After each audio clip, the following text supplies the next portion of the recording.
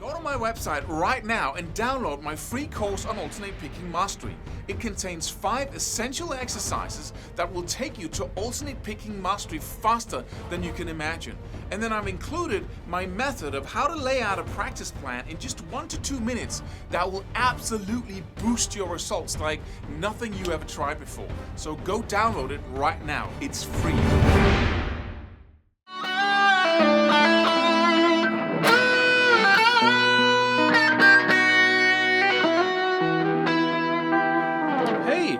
In this video, I'm going to give you a simple practice method that you can use to practice chord tone soloing without knowing any arpeggios. All you need to know is a basic C major, A minor, or just a major minor shape, right? One of these 5 cage shapes or the 3-note per string shapes. Doesn't matter. Because when I started out, I learned the pentatonic scale. My dad told me that, or taught me that on a piano. And all the black keys on a keyboard, that's the pentatonic scale. So he played a chord progression that I could play over, and I was just having fun pressing random black keys on the piano. And it sounded really cool. And the same thing goes here. Like the first level I was on was that any chord progression I was supposed to play over, I just used the pentatonic scale. I basically just, if I had like a chord like in any, I was just.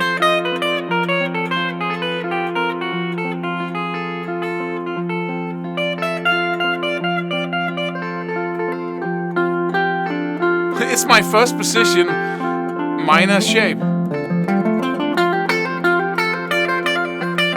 Right?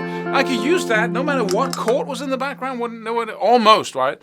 But then I wanted to go to the next level, and then I started using the minor scale or the major scale. It has 7 notes instead of 5. And that's a totally different story because suddenly there are 2 notes in there that sound pretty weird depending on what chord is playing in the background.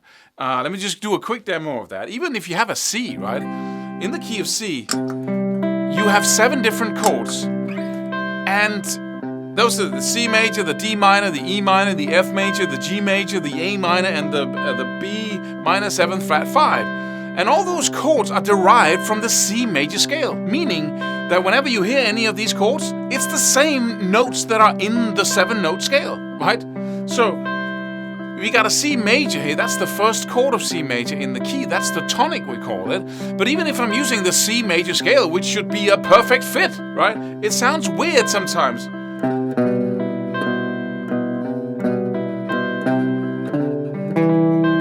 Sounds pretty good. Sounds good. Is that a cool note? Not so much. Oh, sounds good, right? Sounds weird, but if I play the pentatonic scale,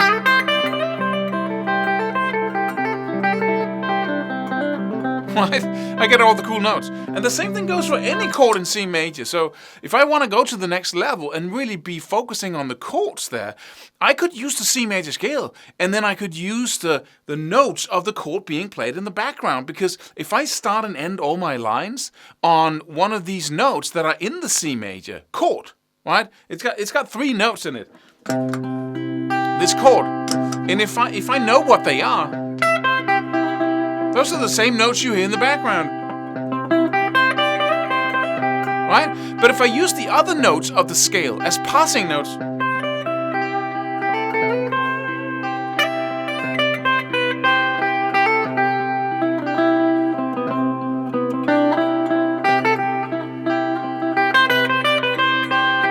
right? That's a melody. A melody? I'm sorry to explain all this, but we have to go through this before we can get to the method. A melody is nothing but a little line of notes that moves from a chord note through notes in the scale that are not chord notes, and then to another chord note, right? So it goes, that's a C major. That's a C major tune. It sounds majorish.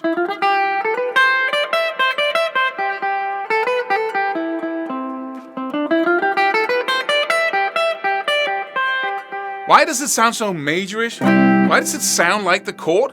because I'm focusing on the notes of the chord, using the rest of the C major scale notes as a passing tone. I could do another chord from the C major scale. I could go to the second step of the scale, and there, if I build a chord from that note, I find a D minor chord. Right?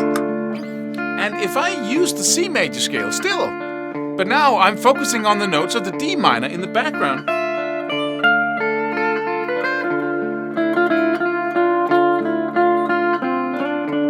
This is a chord note. This is not. So I go.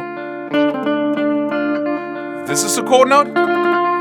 This is not. And this is not. Not. But this is. Right? So I can go.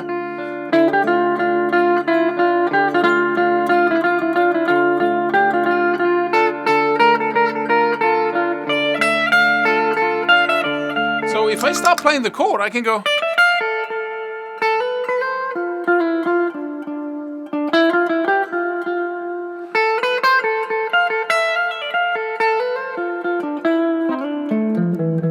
Hear how that sounds minor? It's totally hard. Another dreamy minor sound. It's also called the Dorian mode, which is just a sound. The mode is the combination of the scale and the arpeggio in combination. You know, focusing on the notes of the chord and using the other notes as passing note. This is the Ionian mode.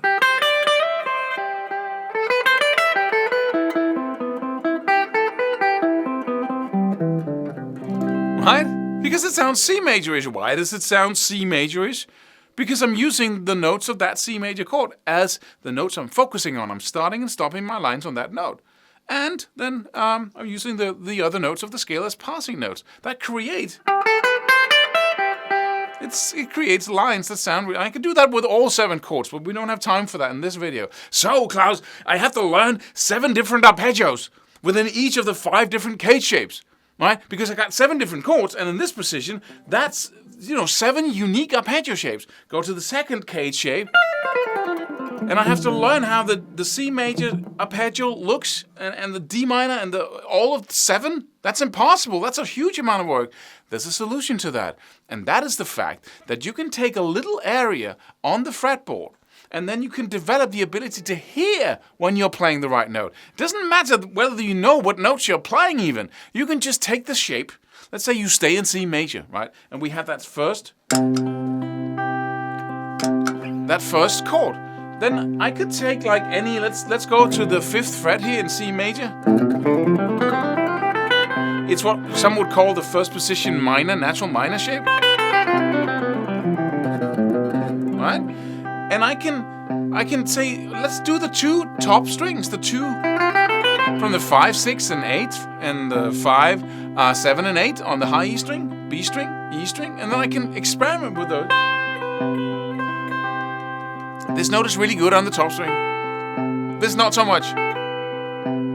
This is kind of weird, but still. Oh, this is... So, I got my 4th finger here is good. Okay. On the B string, that 4th finger note again is good. Not this so much. Hear that? That's a good note. So now I know I got... Oh, oops, that's the arpeggio, right? But I found it using my ear. I don't know what notes I'm playing necessarily. So I don't need to... I need to mark that out. I just need to go...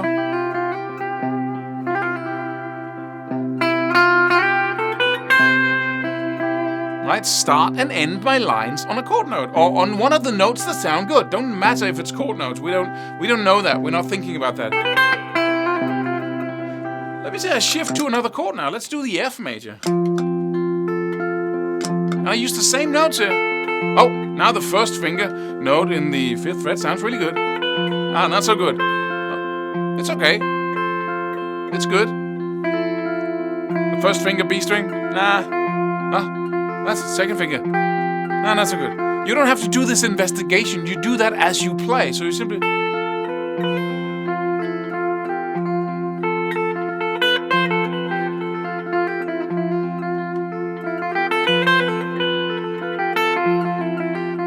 Right? So now I can do a chord progression, like a slow one in the beginning, where I play C major first, Then I go for the F we just played. I can challenge myself. I can make up different games. I can play the G now. Those are the tonic and the subdominant and the dominant. And then C.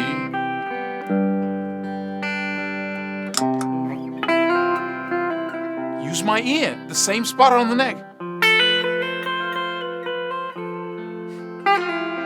G, wonder what that is.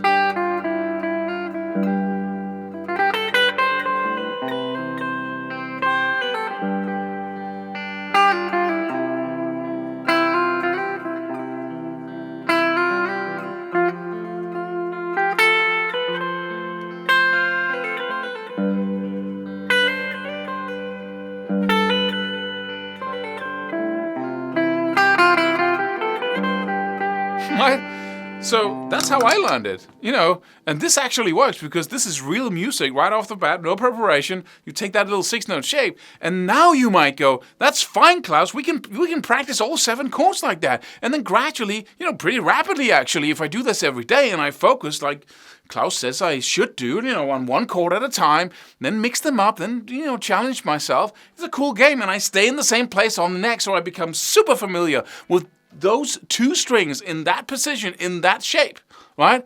But Claus, then we got a gazillion other shapes and 2-string combinations across the neck. It's still overwhelming. No, it's not. Because now you stayed 1 month in the same 6 notes, and I promise you, those 6 notes are all over this place. And if you really master this one area, 2 strings, 6 notes, if you really master this one area, or like 3 strings if it's not challenging enough for you and your ear, depending on what level you're on, I promise you, doing the next area is like nothing. Might take you a month to stay with the same 6, 7, or 9 notes, depending on how many strings you involve, of total focus, doing all kinds of chord combinations in the background. And then after that, boom, it opens up for you. That's the magic of mastery. That it's just the exponential growth curve that if you focus on mastery and becoming, at the highest level good at playing freaking 6 notes in one position, and you really become good at it, like your ear is just so sharp, you can find the right note right away. And if you don't play the right note, you quickly correct what you're doing, right? Then I promise you the whole fretboard opens up. It doesn't matter where you are. Then you can do another month practicing the rest of the fretboard, and you'll be on your way to just having the sharpest ear. You don't need any arpeggio shapes to create really cool melodies. It's just the most amazing thing. So take my advice, focus on a very limited amount of notes and the same place on the neck, and then play all 7 chords from that scale. Starting from the simple. And always make sure that you're really using your ear. Don't have too much running in the background and imagine that you're doing the right thing. Really make sure that you can be totally satisfied with whatever line you play because it's so slow, right? Focus on mastery. And then, the whole field opens up for you. Subscribe for more free videos. Do it. Do it now. Do it.